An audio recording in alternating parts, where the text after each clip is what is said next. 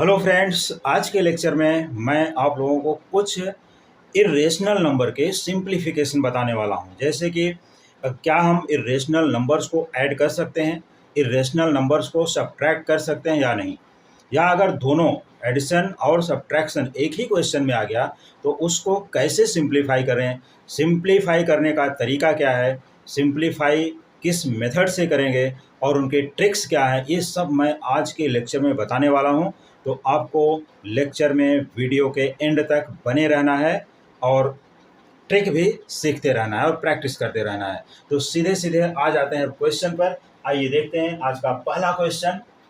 Square root of 45 minus 3 into square root of 20 plus 4 into square root of 5। This is the question number first. आज का पहला question है। तो अब इसको सिंप्लीफाई करने के लिए हमें क्या करना चाहिए। देखिए, यहाँ पर है 45, यहाँ पर है 20 और यहाँ पर है ओनली 5। तो सबसे पहले 45 को यहाँ पर फैक्टराइज करके देखते हैं कि इसके प्राइम फैक्टर्स क्या हैं। अगर इनके प्राइम फैक्टर्स हमें मिल जाते हैं, देखिए 2 से तो कैंसिल होगा नहीं क्योंकि इसके यूनिट्स प्लेस पर 5 है। तो 3 से यहाँ पर करते हैं और 3 1 जा 3, 1 एंड 5 हो गया 15। और इसके बाद फिर से 3 से कट होगा, 3 5 जा 15 और 5 से कट हो गया, यहाँ पर आ गया 1। तो 3 इंटू 3 इंटू 5 हो गया। तो यहाँ पर हमें सीधे सीधे लिख लेना है कि square root of 3 into 3 into 5, ये इसका हो गया prime factor, minus 3 root of 20। अब रूट ऑफ 20 है, इसको भी देख लेते हैं कि 20 के फैक्टर्स क्या है। तो 20 जो होगा फ्रेंड्स, ये क्या है, 20 इवन नंबर है। तो इवन नंबर को हम 2 से डिवाइड कर सकते हैं। तो पहले यहाँ 2 से अगर हम डिवाइड किए तो 2 10 जा 20 हो गया। फिर से 10 इवन नंबर है, यहाँ पर 2 से डिवाइड करोगे 5 आएगा और 5 1 जा 5। तो यहाँ 2 इंटू 5 मिल रहा है। चलिए एक यहाँ भी नोट करते हैं, 2 इंटू 5। क्योंकि स्टूडेंट को सबसे ज़्यादा आजकल जो प्रॉब्लम आ रही वो चीज़ को मैं एक्सप्लेन कर रहा हूँ कि how will you find prime factors of these numbers. और एंड में लिखा हुआ है प्लस 4 रूट ऑफ 5, उसको एज इट इज रख देना है। अब इसके बाद देखना है कि 3 इंटू 3 ये पेयर्स में है, यहाँ पर 2 इंटू 2 यहाँ पेयर्स में है। तो इसको हम लोग लिख सकते हैं। देखिए स्क्वायर रूट के अंदर अगर पेयर में है तो नंबर बाहर आएगी तो 1 टाइम आती है, और ये हो गया 3 रूट ऑफ 5, माइनस यहाँ पर 2 इंटू 2 है तो 1 टाइम 2 बाहर आएगा, यहाँ 3 ऑलरेडी है, यहाँ इंटू का साइन लेना है, 2 रूट ऑफ 5 और plus 4 root 5 as it is जैसा है वहाँ पर वैसे ही लिख देना है। इसके बाद क्या करना है, देखिए 3 रूट 5 अपनी जगह पर सेम टू सेम लिख लेना है, माइनस 3 इंटू 2 कर देना है, जो हो जाएगा 6 रूट 5 और प्लस 4 रूट 5। इसके बाद पॉजिटिव जो रेशनल नंबर्स हैं ये दोनों 4 प्लस 3, इन दोनों को ऐड कर लिया, ये हो गए 7 रूट 5। इनको यहाँ लिख करके भी ऐड कर सकते हो या डायरेक्टली भी ऐड कर सकते हो, 3 रूट 5 प्लस 4 रूट 5 7 रूट 5, और इसमें से माइनस कर देना है 6 रूट 5।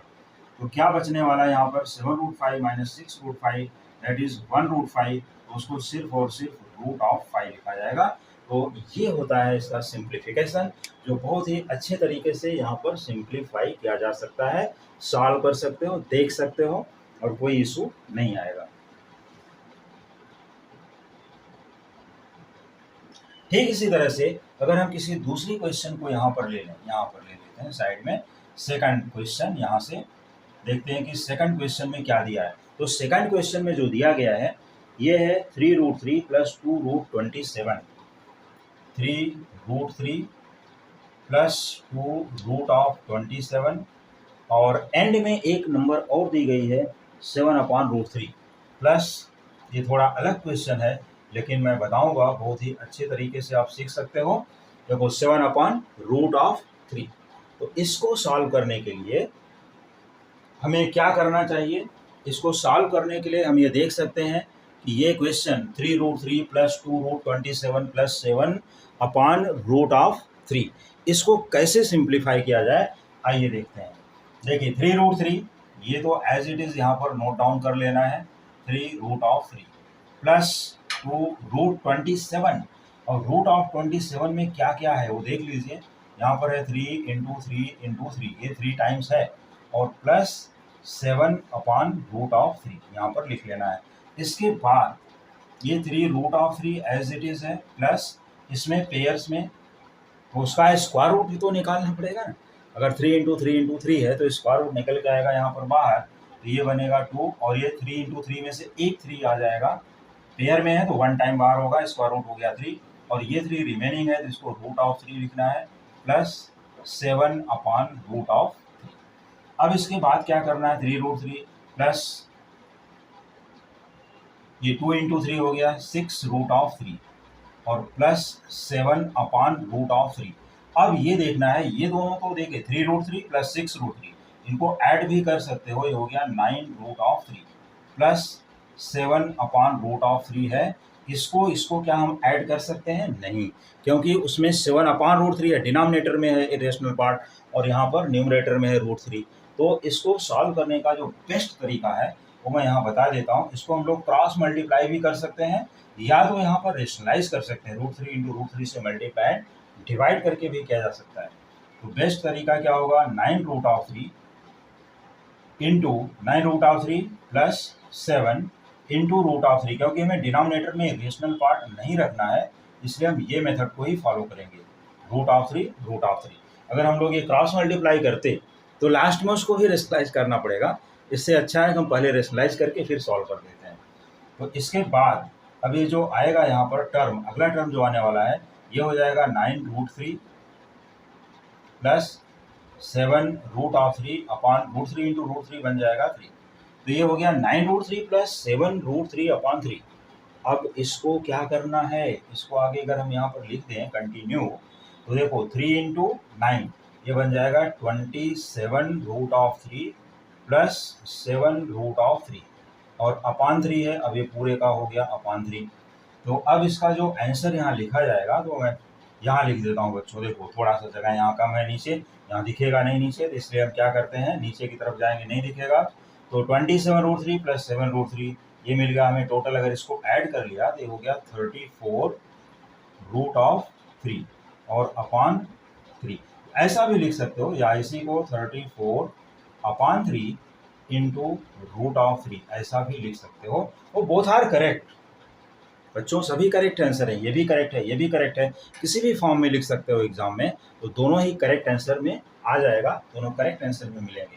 तो कोई इशू नहीं है, कोई प्रॉब्लम नहीं है, यहाँ पर आसानी से इन क्वेश्चंस को सॉल्व किया जा सकता है। तो ये है इसका ट्रिक, अच्छा मेथड है। और इसमें जो रिमेनिंग क्वेश्चंस है वो भी मैं बता देता हूँ। यहाँ पर जो रिमेनिंग क्वेश्चन है आप इसको आसानी से देख सकते हैं। इसका जो नेक्स्ट पार्ट है वो भी देख लीजिए अभी का अभी। एडिशन सब्ट्रैक्शन दोनों एक साथ सीख रहे हो, अगर दोनों साइन आ गई तो और अच्छी बात है। अगर मल्टीप्लिकेशन डिवीजन भी आ गया तो चलो और अच्छी बात है, क्योंकि हम यहाँ पर ऑल द 4 मेथड्स एक साथ सीख सकते हैं। एडिशन, सब्ट्रैक्शन, मल्टीप्लिकेशन, डिवीजन, ये सभी एक साथ यहाँ पर सीखने को मिल जाएगा। लेकिन कोई कन्फ्यूजन ना हो इसलिए मैं भी अभी वो क्वेश्चन नहीं दे रहा हूँ। पहले आप लोग यहाँ पर एडिशन, सब्ट्रैक्शन ये सब सीखिए, इसके बाद मैं मल्टीप्लिकेशन को भी मिक्स कर दूंगा। जैसे कि थर्ड क्वेश्चन है 6√5। देखिए थर्ड क्वेश्चन यहाँ पर लिया गया, क्वेश्चन नंबर 3, 6√5 × 2√5। अब ये क्वेश्चन को देखो कैसे सिंप्लीफाई करोगे कि 6√5 × 2√5। यहाँ पर ऐड नहीं करना है, ऐड करना होता तो डायरेक्ट ऐड कर लेते थे, 8√5 हो जाता। लेकिन यहाँ मल्टीप्लिकेशन है तो मल्टीप्लिकेशन के लिए क्या करना है, देखिए 6 को 2 से मल्टीप्लाई करना है, √5 को √5 से मल्टीप्लाई करना है। तो यहाँ पर हो जाएगा 6 × 2 और इंटू कर लेना है यहाँ पर √5 × √5। ये हमें मिलेगा 12 × √5 ये बन जाता है √25। और यहाँ पर या तो √5 एक ही रूट के अंदर लिख लेते हैं, वो भी ज़्यादा अच्छा रहेगा। ऐसा 5 × 5 कर लीजिए, एक 5 बाहर आएगा, 12 × 5 और इसका आंसर हो जाएगा बच्चों 60। छोटा सा ही क्वेश्चन था। तो multiplication of irrational numbers, 2 irrational number थे जिनको हमने मल्टीप्लाई यहाँ पर कर दिया और इसका आंसर आ गया 60। अब इसके बाद अगला क्वेश्चन है 5√15 प्लस 2√3।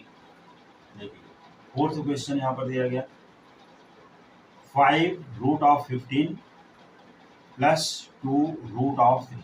इसको कैसे ऐड करोगे, इस क्वेश्चन को कैसे ऐड करना है। 5√15 15 और यहाँ पर प्लस 2√3, यहाँ पर 8 है बच्चों, 8 बना देते हैं यहाँ पर 8√15 प्लस 2√3। तो 8√15 प्लस 2√3 को कैसे ऐड करना है, क्या करना है अभी। अब देखते हैं क्या 15 के जो फैक्टर्स हैं वो क्या क्या आते हैं। अगर हम लोग मान लो कि 15 का प्राइम फैक्टराइजेशन यहाँ निकालने की कोशिश किए, 3 5 जा, यहाँ पर 5 1 जा, तो 3 और 5 ही है, लेकिन वो लिखना तो पड़ेगा। तो यहाँ पर 8 हो गया और रूट के अंदर हमें लिख लेना है 3 × 5 प्लस 2√3, ये भी लिख दिया। इसके बाद क्या करना है, 8√3 इंटू √5, इसको अलग कर देते हैं, प्लस 2√3। अब देखते हैं कि दोनों में कुछ कॉमन है क्या, क्योंकि ऐड तो होगा नहीं, √5 है और ये √3 है।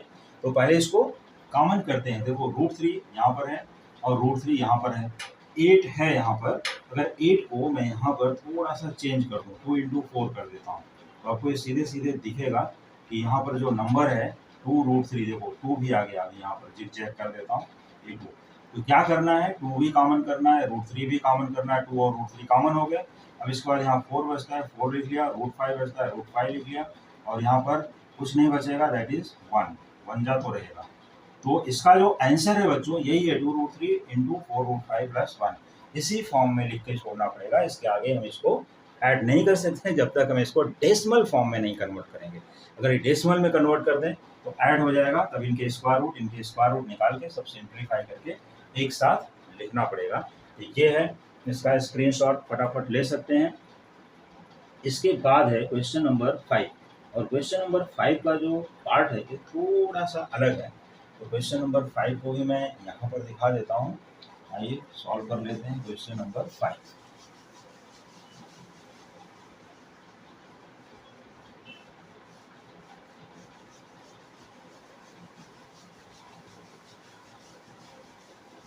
किसी भी टाइप का rational number, addition, subtraction, division, multiplication, पूरा का पूरा मैं यहाँ सिखाने वाला हूँ। आप लोग केवल अपना वीडियो कंटिन्यू देखते रहिए और चैनल को सब्सक्राइब करके रख लीजिए। यह है √24/8, यहाँ देख सकते हैं क्वेश्चन नंबर अभी बन जाएगा 5। ये हो गया क्वेश्चन 5th, √24/8 और प्लस दिया गया है √24/8 प्लस √54/9। वाओ, √54/9, इनको कैसे ऐड करोगे। तो यहाँ पर √24/8 प्लस √54/9 कैसे ऐड करना है देखते हैं। यहाँ पर √24 को हम क्या लिख सकते हैं, √24 को लिखा जा सकता है, इसको चलिए मैं इस बार 4 × 6 ही कर देता हूँ, क्योंकि 4 का स्क्वायर रूट सबको पता है। 4 × 6/8 कर दिया, प्लस 54 को यहाँ पर √ ये लिख दिया 9 × 6/9। तो ऐसा नहीं करना कभी गलती से भी कि 4 और 8 को कट करो, 9 9 को कट करो, ये रॉन्ग हो जाएगा। राइट क्या है वो देखिए, 4 का स्क्वायर रूट होता है 2, √6 यहाँ एज इट इज /8, प्लस 9 का स्क्वायर रूट है 3, √6 को यहाँ लिखना है /9। अब यहाँ 2 से इसको कट करोगे और यहाँ 3 से कट करोगे, आ गया इक्वल टू √6/4 प्लस √6/3। ये √6 तो यहाँ कॉमन है, √6 को कॉमन किया तो 1/4 प्लस 1/3। जैसा कि मैंने अपने रूल्स में बताया, अपने बहुत से छोटे छोटे वीडियोस में मैंने बताया, इनको ऐड करने का तरीका क्या है। यहाँ से 3 लेना है, यहाँ से 4 और 4 × 3 कर देना है। तो √6 और ब्रैकेट में डालना है 3 + 4 और डिनोमिनेटर में लिखना है 3 × 4 या 4 × 3, जो भी लिखोगे सब करेक्ट है। ये हो जाएगा 4 + 3 7 और √6/12। तो इसका आंसर है क्वेश्चन नंबर 5 के लिए 7√6/12। बहुत ही बेहतरीन तरीके से सॉल्व कर सकते हो, यही ट्रिक है इसका, और ये बहुत से कॉम्पिटिटिव एग्जाम्स में भी पूछा जाता है। इसके बाद है 3/√8, तो वो क्वेश्चन मैं यहाँ ले लेता हूँ बच्चों, छोटा सा ही क्वेश्चन है लेकिन यहाँ पर सॉल्व कर लेते हैं। वहाँ पर हो गया क्वेश्चन नंबर 5, 5th पार्ट है फर्स्ट का, and you are solving exercise 1.4। ये ICSE 9th स्टैंडर्ड का सॉल्यूशन चल रहा है, एक्सरसाइज 1.4 मैं सब लिख करके देने वाला हूँ, आप लोग वहाँ से आराम से कर सकते हो। 3/√8 प्लस ये 6th क्वेश्चन है, 3/√8 प्लस 1/√2। इसको कैसे सॉल्व किया जाएगा, इसको सॉल्व करने का सबसे बेस्ट तरीका जो है, इनको हम कर लेते हैं क्रॉस मल्टीप्लाई का मेथड। सीधे सीधे 3 इंटू रूट टू, ये हो गया 3 root two plus 1 into root eight, यहाँ पर आ गया root of 8 upon root 8 into root of 2। अब इसके बाद यहाँ 3 रूट 2 हो गया, 3 रूट 2 को as it is plus root 8 का क्या है 4 इंटू 2 करेंगे तो 4 का स्क्वायर रूट 2 बनता है और जो 2 बचा है यहाँ 2 रूट 2 हो गया upon root 8 into root 2 that is root of 16। तो 3 रूट 2 प्लस 2 रूट 2 ये बन गया 5 रूट ऑफ 2 अपॉन रूट 16 का वैल्यू होता है 4। आप प्लस माइनस 4 भी लिख सकते हो, लेकिन यहाँ पर हमें सिर्फ पॉजिटिव नंबर ही लेने हैं, तो ये 5 रूट 2 अपॉन 4 इसका आंसर हो गया। तो बच्चों, और इसी टाइप के बहुत से सिंप्लीफिकेशन को सीखने के लिए आप देखते रहिए अपना पसंदीदा चैनल और सीखते रहिए बहुत से ट्रिक्स, बहुत से क्वेश्चन का मैक्सिमम जो सलूशन आएगा उसको किस तरह से हम लोग सॉल्व करेंगे, ये सब चीज़ को देखने के लिए। मैक्सिमम सलूशन का यहाँ पर मतलब है कि हम उसको कितने मेथड से सॉल्व कर सकते हैं, वो सब भी मैं बताने वाला हूँ अपने नेक्स्ट वीडियो में। तो आप बने रहिए अपने पसंदीदा चैनल पर और देखते रहिए coming videos. Thank you so much.